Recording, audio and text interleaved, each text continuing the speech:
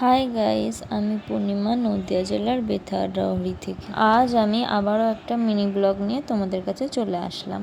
তো গাইস, তোমরা দেখতেই পাচ্ছ আজ আমি 2 বালতি কাপড় কেচেছি। প্রায় অনেকগুলো কাপড়ই কাচা হয়েছে আজ। এতগুলি কাচার কারণ হলো 3টি।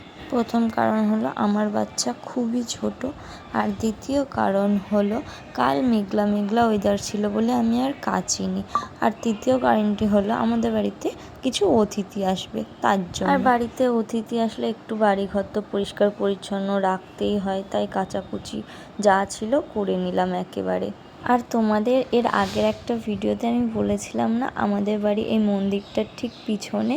তো এই দেখো সেই মন্দির। আর এটা শুধু মন্দিরই না, এটা একটা কিন্তু বাচ্চাদের স্কুলও।